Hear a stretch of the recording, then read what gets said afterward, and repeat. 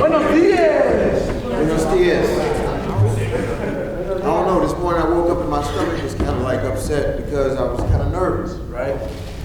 And I always get nervous when it's time to like talk about some things, but this morning it was a little bit different because I realized more and more, man, that we all, like those of us who come from, especially incarceration, we have an incarcerated brain that we have to kind of like work to dismantle, right? It's an institutionalized brain that works against us. And so for me, I think about, in my testimony, it's like, I look at where it began to be developed.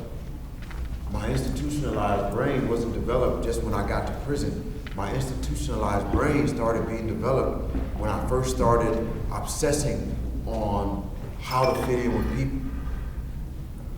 And when I started trying to figure out how to fit in with people, I go back to figure out where did that get developed at? Why did I need people? And why did I take people's opinions and views over my own? And I go back to being molested.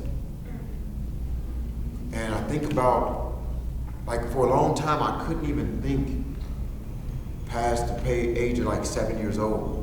My memory wouldn't let me go back past it until I started doing some really some intentional work and a lot of writing and a lot of talking. And I had some people in my life that I could talk to like I was thinking, right? Like, you know how you can think something and then you think about how you got to say it now, right? Well, I had met some people and I had some people in my life that I didn't do the second part. I shared how I was actually thinking. I didn't water it down. I didn't make it like pretty. I didn't make it like sound right.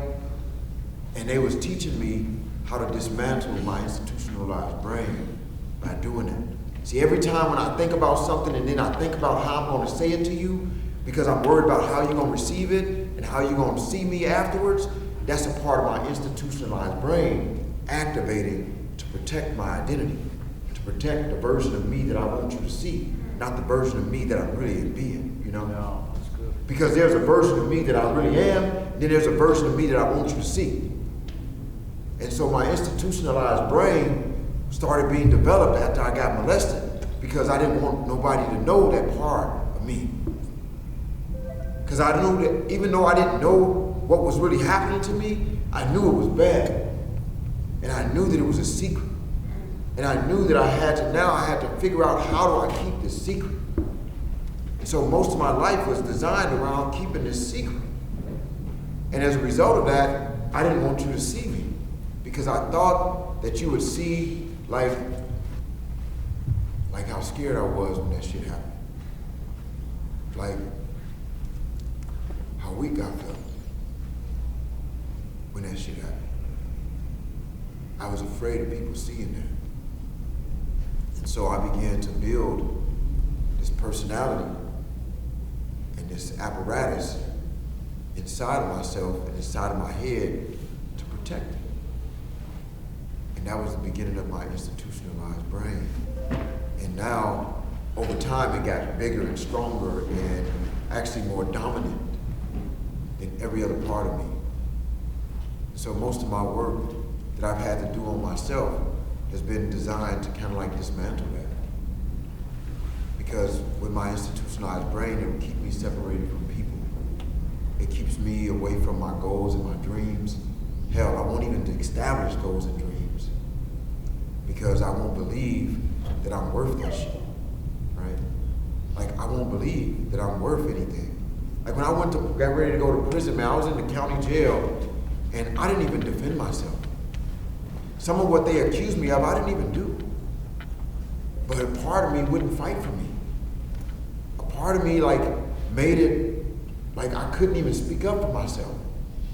It was like, all right, I guess I got this shit coming. Because I was worthless. I didn't feel like I was worth anything anyway. And so it was hard for me to fight for myself. It was hard for me to defend me. I used to let people just dog me. But I'd fight for my friends. I'd fight for other people, but I didn't fight for me. I rarely fought for people who said shit about me or done something to me. like I would chalk it up. And I never really understood why until I started like thinking about my institutionalized brain. And I use the term institutionalized brain, but you know, there's so many other ways that we can determine it, you know. But for myself, I think about like even being in this job and this role that I have, that it's really a really challenging role because I'm constantly having to battle with myself for my own worth, for my own value.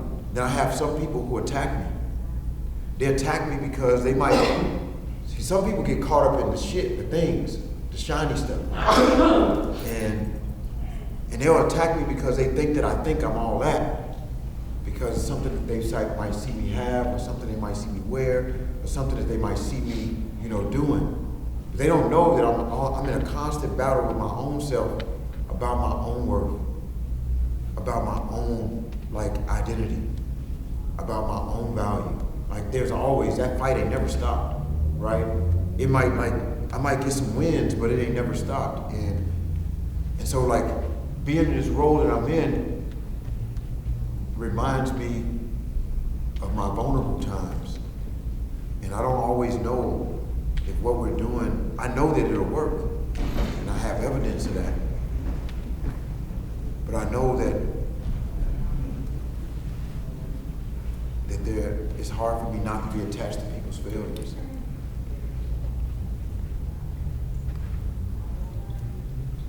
It's hard for me to not be attached to them. And so I struggle with that. I struggle with that piece, and it makes my stomach upset. It makes like me get headaches, and I don't even know why I'm so attached to it.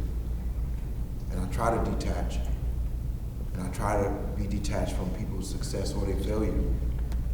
But a part of my institutionalized brain won't let me, and so I'm continuing to build on that piece.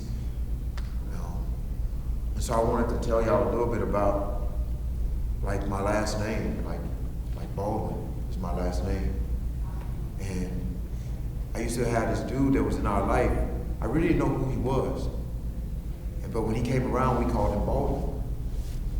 And when he would come around every now and then, and I was a kid, man, and he would show up, and everybody was always so happy when he showed up, right? My mama was always happy, and you know, when he showed up, it was like, it was Christmas. It felt like Christmas when he showed up. And he was kind of tall, bald head, black dude, and buff, and his name was Baldwin. And he would bring like a bag of like crab legs, right? And they would be like cold crab legs, you know?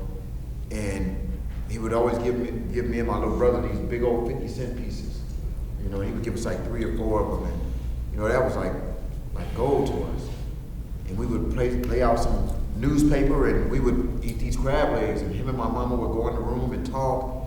Then he'd come out, and then he would leave, and we wouldn't see him, you know, for maybe 6 or 7 months at a time. Sometimes a year would pass, and then he'd show up the same way, crab legs and these big old silver dollars. And that's all I knew, and I never knew. I was always a curious kid, but I didn't have language, so I didn't know to ask questions. But I was always thought about this dude, and like, why was his first name my last name, right?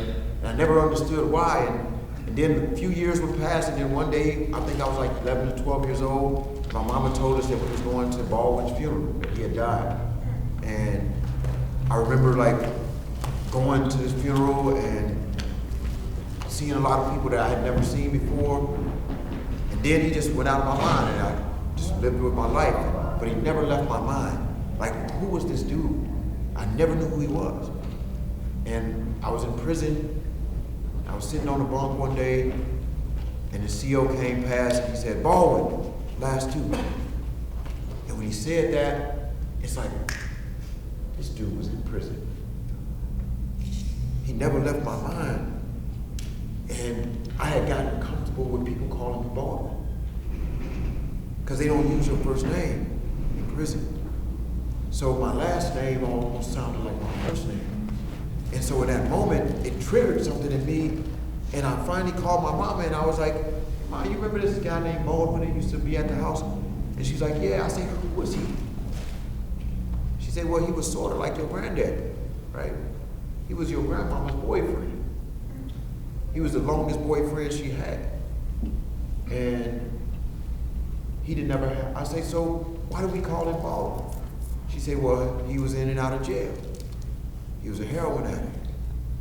And he never stayed out of jail more than 5 or 6 months. And then he'd go back to jail. But he was like the only father that I knew. Like my mama ain't never met her dad.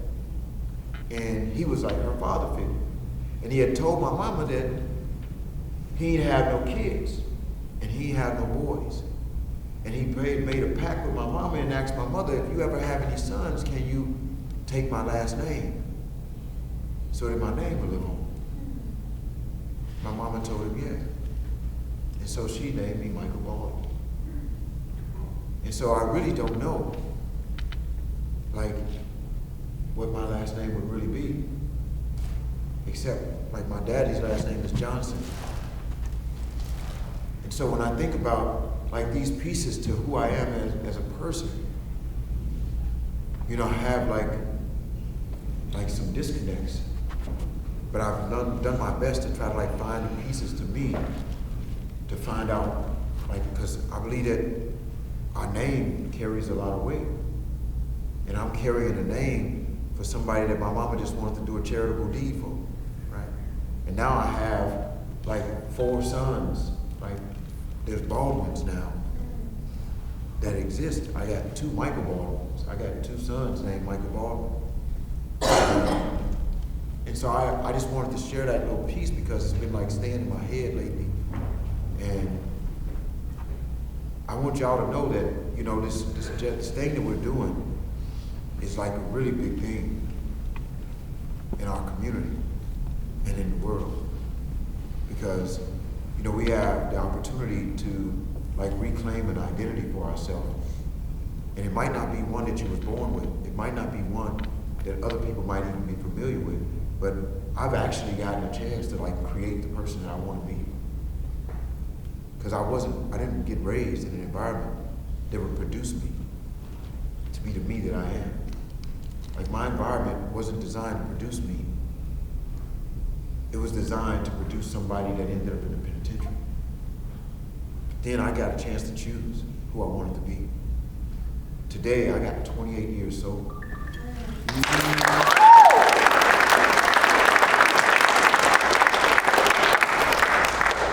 And some days are harder than others to maintain that. I mean, I have thoughts, I have dreams. I had a dream like about 4 weeks ago that I was getting high. And I woke up and I was in the fog all day.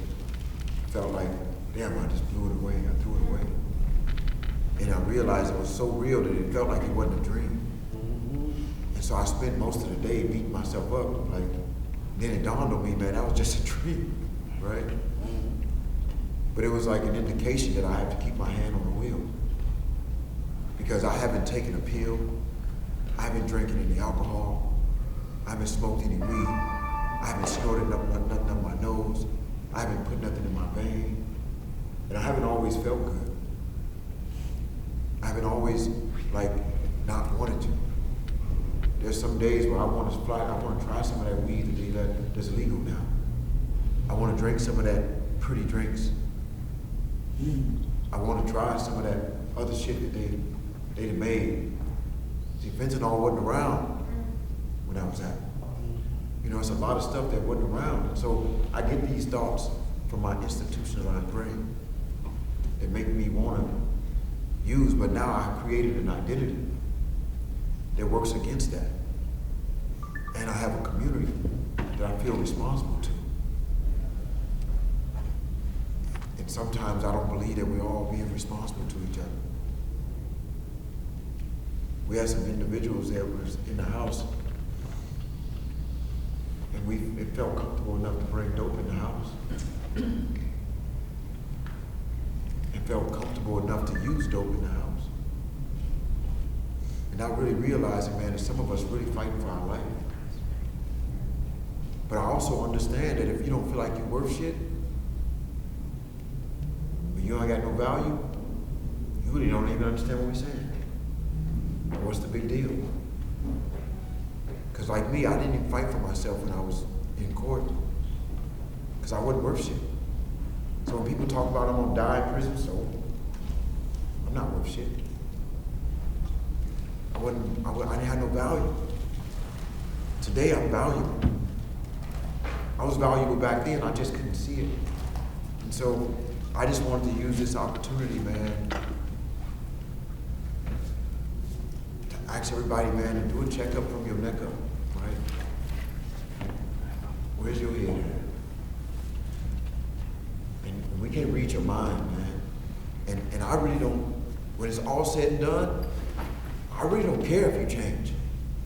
It's not going to stop with me or enhance me as a person. I choose to care. I choose to give a fuck. Because I believe that if they called me right now and told me that my whole family was dead, I'm going to cry, I'm going to scream, but I'm going to get my ass up. And I'm going to put one foot in front of the other. Because I'm built like that. And I believe that I'm surrounded with people who are built like that. But somebody that tricked us into not giving a fuck about ourselves. We got to really battle that peace. I mean, we have to really battle that peace every single day. Like, I had a day, man, a time where I didn't think I was gonna ever make it out of prison. I made it, man. I survived that shit. Kicking and fucking screaming. I survived that shit. And I didn't survive that shit, man, to lay down out here. But some days it's real hard. Like telling Brian that he had to leave the program is real hard. Because Brian is gonna die on the street. But I couldn't let him stay and be a cancer to everybody else. If I had cancer in my arm, I like this arm. But if it was cancer in my arm, I would cut this bitch off so that the rest of me could live. So I removed him so that the rest of y'all could live. And that shit ain't easy, man. We put each other through too much.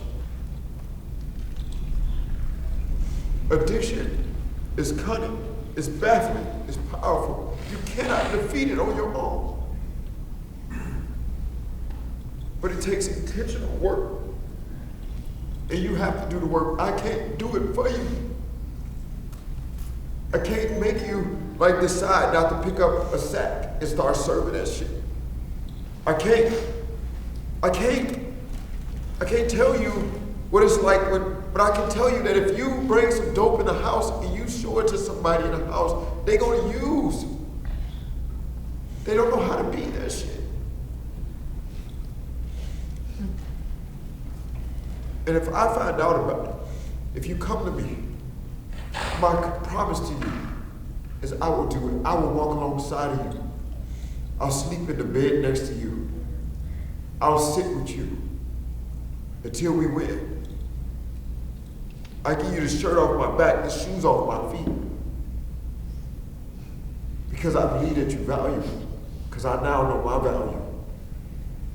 But I can't make you want this shit. But I can tell you that if you do this shit, your life, it won't be easy, but it'll be so much better.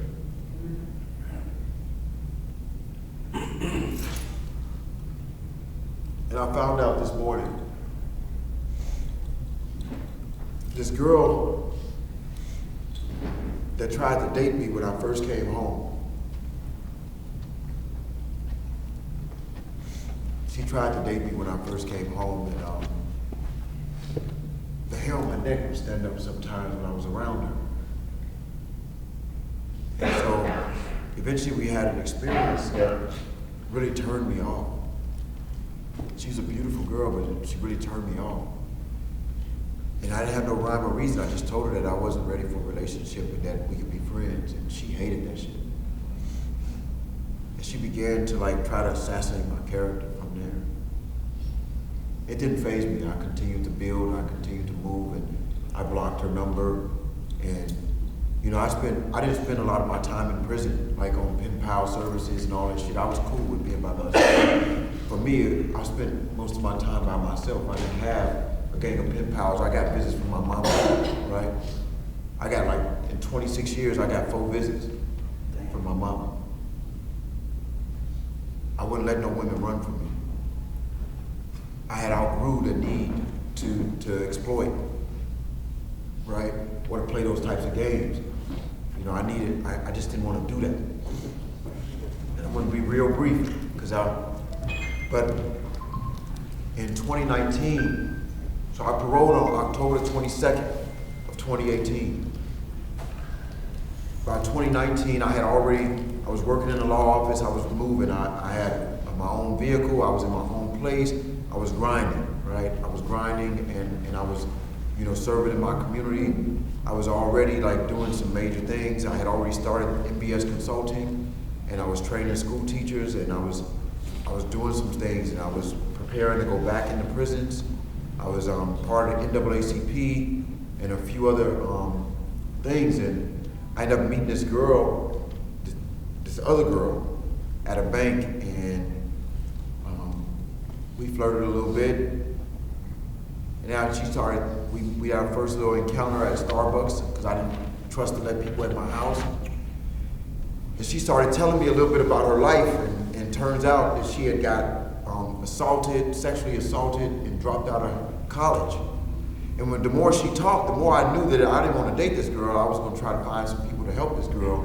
And so I ended up connecting her to a couple of people, and one of the people that I connected her to was this girl that I had started dating, but I knew that she helped women, so I didn't have nothing against her, I just didn't want to date her. And long story short, I ended up trying to help this other girl, and she became kind of clingy to me, but because she didn't accept that she didn't accept that we weren't going to be able to be a couple. I just knew that I couldn't date this girl. She had too much trauma for me to be able to feel like I could connect to her. I felt like I needed to be a therapist for her, or I needed to connect her to therapy, and that's what I did. Well, long story short, a whole big old mess stirred up because this girl that liked me, her name is Stacy, she ended up, instigating some stuff with this girl, and turned my interaction with her into me misrepresenting myself, right? So I told them both, you know, I'm free from both of you, you're free from me, let's just move on. Well, they didn't move on. From 2019, well, Stacy threatened me a few times with, you know, saying that I hadn't earned trust in the community, that I didn't have no credibility, that the NAACP should have vetted me better, that I was a sexual offender, and that I was all these other things. You know, not the good stuff. She just tried to assassinate my character as much as she could, but she didn't have anything except for my past that she could use. But I lead with my past, right? I lead with my past, because anybody that don't want to be in my life because of my past, get on, right? And so she didn't know that most of the people that I work for, most of my contracts that I've gotten as an individual and as an organization have come because of how transparent I have learned to be about where I've been. And then a lot of them get a chance to research it, and they can see the details that other people can't see, and they be like, oh man, this was bullshit to start with, right? Why didn't he fight for himself? Why didn't he defend himself, right? And so one of the things that occurred is so 2019, all was fast forward to about 6 weeks ago. And 6 weeks ago, an article was written about me, and it was written with no date, no indication that it was from 2019 when the situation happened, but they wrote it like it was today. And they wrote it as if, you know, trying to highlight my past. Well, long story short, I just got a phone call this morning on my way in from the president of the NAACP saying that this girl wants to continue to complain about me and wants to she wants me removed from the NAACP because of my past and because of this or that, but I haven't had any interactions with her. To me, it's just the enemy trying to like distract us, distract me. And so tonight I have an NAACP meeting that I have to go to where this girl might show up and want to say whatever she needs to say. And so I told him I want to give everybody a right to be heard, right? But nobody has ever asked me what was my position, right? what was my thoughts about it. And so I'm going to go tonight, and anybody that would like to go, it's going to be at the Kennedy King Center, and Right down the road from the house. right down the street from the house. What time? It starts at 5:30. I'll be there. And I'm there. I just think that people are by themselves or don't have support, and I want people to have a voice who have been harmed by anyone. I believe in that. Yeah. I am a protector of women. I'm a protector of men and children. I'm a protector. And that's what I do every day. And so the people who may have felt offended by me, I want them to have a voice, but I don't want to empower somebody to just be trying to slander anyone. And so that's all I got to say.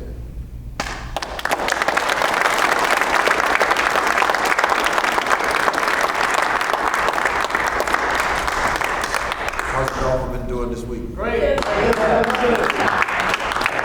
up there first. But how you doing now? Good. Yeah, you feel confident? Yeah, I feel confident. How many people's names you know? There you go.